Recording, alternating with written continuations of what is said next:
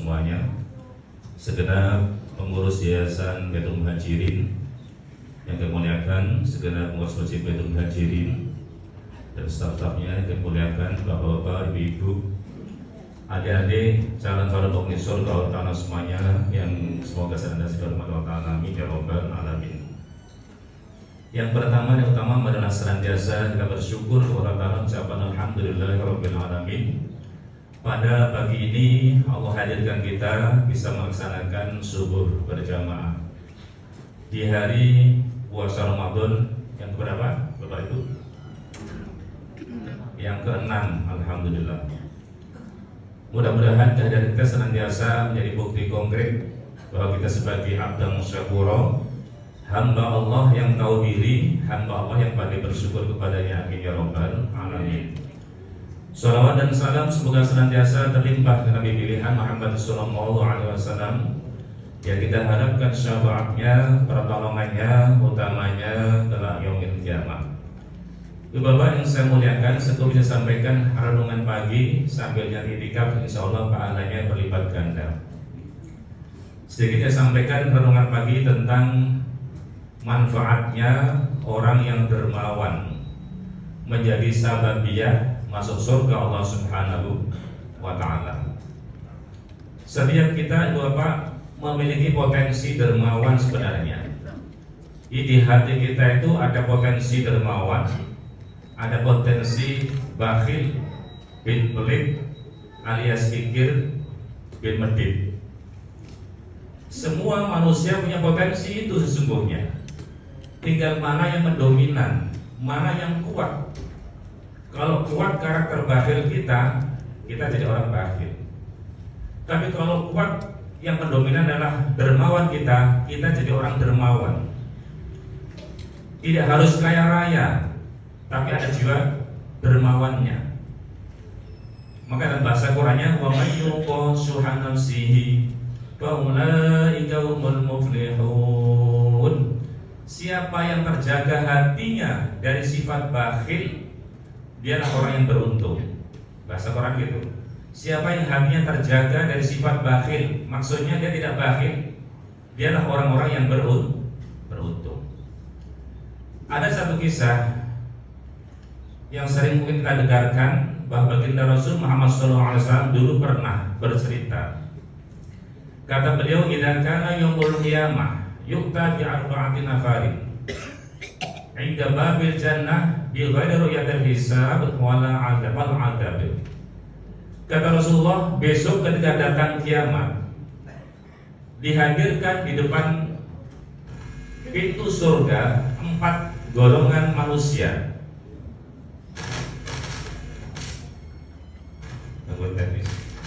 Dihadirkan di hari kiamat besok 4 golongan manusia di depan pintu surga yang mereka semuanya bil ghairi ru'yatil hisab wal 'adzab, tidak melewati hisab dan tidak disiksa dulu di neraka. Karena kita tahu penduduk surga itu ada yang disiksa dulu. Ada yang langsung set masuk surga, ada yang dihukum dulu di neraka, baru diambil kemudian dimasukkan ke surga. Ini 4 golongan manusia tanpa dihisab, kemudian juga tanpa masuk neraka dulu. Fayunazi'u ba'duhum ba'dun, kata Nabi, mereka berebut pengen masuk surga paling duluan. Mudah-mudahan kita masuk kriteria 4 ini kira-kira. Amin Allahumma amin. Yang pertama kata Nabi, al-alim alladzi amila bi ilmi. Golongan pertama yang mau masuk surga berebut ini orang alim yang mengamalkan ilmunya.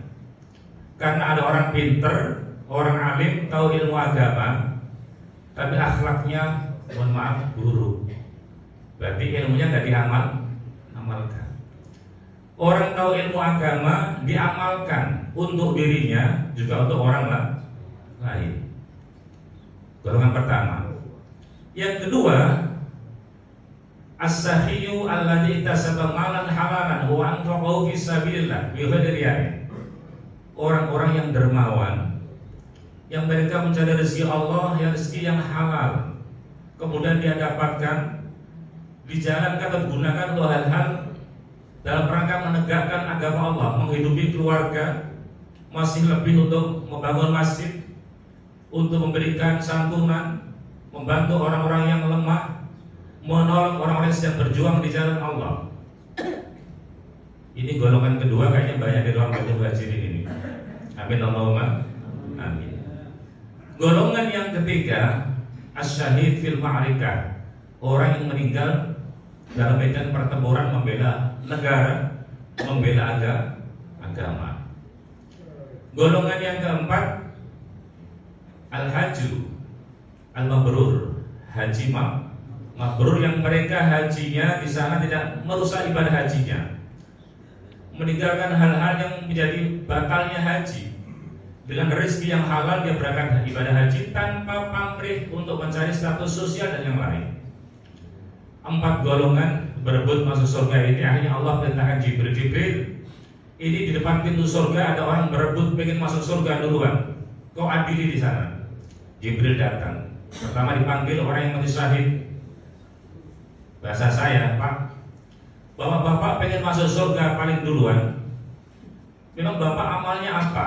Ini golongan mati syahid. Kami wahai Jibril, kami golongan orang yang mati syahid.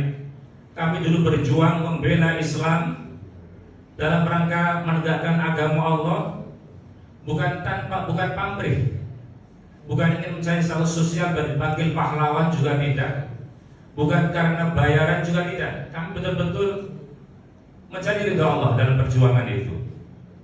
Kata Jibril, kalian tahu kalau orang yang mati syahid masuk surga? Siapa yang bilang? Guru-guru kami, muallimi, para guru kami. Mana guru kalian? Itu di belakang. La taqaddam ala muallimik, kata Jibril, kalian jangan mendahului guru kalian. Ihfadil adab, jaga etika dong. Minggir. Orang-orang yang mati syahid disuruh minggir dulu disuruh minggir oleh Jibril. Golongan kedua, orang-orang yang ibadah hajinya mabrur. Dipanggil oleh Jibril, ditanya, kalian pengen masuk surga duluan? Berebut di sini, memang amal kalian itu apa? Kami dulu di dunia haji mabrur. Kami ibadah haji dengan ikhlasnya semata-mata mencari ridho Allah Subhanahu wa taala. Di Mekah kami tidak melanggar hal-hal yang membatalkan haji. Kata Jibril, kalian tahu kalau haji mabrur masuk surga? Siapa yang bilang? Yang bilang guru-guru kami. Mana guru kalian? Itu di belakang. Ihfadil adab, jaga etika dong. Guru kalian belum masuk, kalian pengen nyerobot duluan. Minggir dulu. Haji mabrur disuruh geser dulu. Golongan ketiga yaitu golongan as-sakhiyu, orang-orang kaya yang derma. Banyak dari orang-orang bajil ini. Allahumma amin.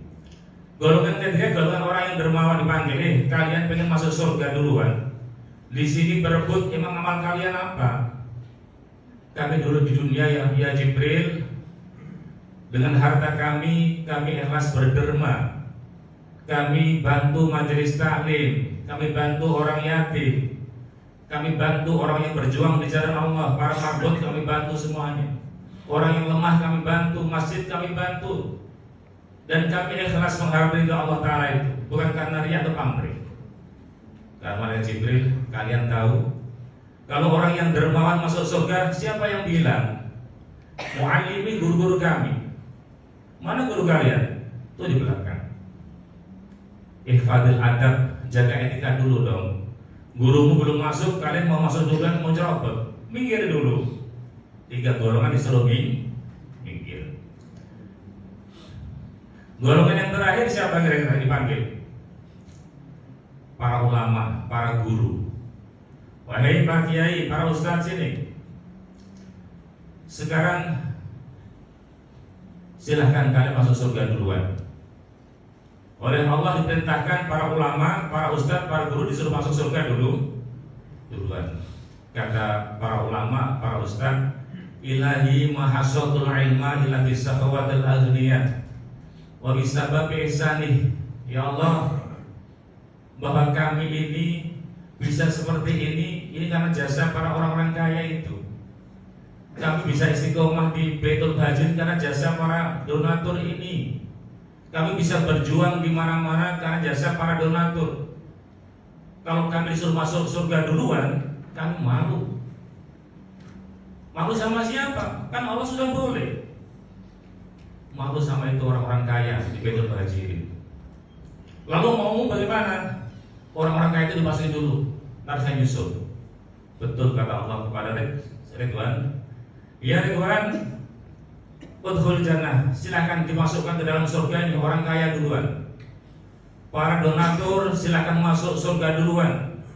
Baru yang tiga nyusul, para ulama, orang mati syahid, kemudian orang-orang yang ibadah hajinya mabrur. Betul. Jadi para ulama jaga etika. Kalau masuk surga duluan malu dia, karena dulu bisa jadi ulama, bisa berjuang di jalan Allah karena ada donaturnya itu. Betul, orang kaya masuk duluan, baru tiga nyu. Hadirin hadirat yang mudah rahimakumullah. Ini hikmah yang bisa kita ambil sesungguhnya, ternyata sifat dermawan bisa jadi sababiyah orang masuk surga Allah Subhanahu. Dalam bahasa lain kata Nabi, fattakun nar walau bisyikki tamratin. Anda jaga dirimu dari neraka walaupun dengan bersedekah satu biji kurma. Ini artinya batas yang paling minimal. Seteguk air gelas barangkali bagi kita nggak ada nilainya. Buat orang yang kehausan luar biasa. Ibu bapak satu dus ke masjid Baitul Muhajirin untuk takjil.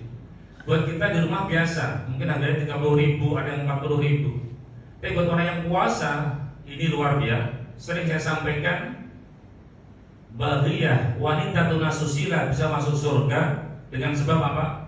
Ngasih minuman top, ngasih minuman anjing masuk surga, bayangin. Dia orang wanita tunasusila, nggak sholat, nggak puasa, cuma ngasih minuman. Kata Nabi, fasyakarallah, Allah terima kasih betul. Allah senang banget melihat wanita yang tunasusila tadi ngasih minuman anjing yang kehau, karena sama-sama makhluk Allah. Apalagi ngasih minuman orang yang puasa Ramadan, ngasih takjilan makanan di masjid Baitul Muhajirin waktu maghrib itu, ini pahalanya luar biasa. Masa nggak masuk surga? Kira-kira protes boleh nanti di akhirat. Ya Allah, saya itu donatur Baitul Muhajirin, masa saya nggak masuk surga ya Allah? Bisa naik banding di hadapan malaikat penjaga surga. Insya Allah asal ikhlas kita semata-mata karena Allah, pasti jadi sabab ya kita ke surga. Allahumma. Demikian sebelum kita renungan pagi, mudah-mudahan jamaah ini tidak makin maju, softnya maksudnya ya, antara maju terus, stabil, stagnan ya, sehingga kita betul-betul menjadi finalis Ramadan. Allahumma.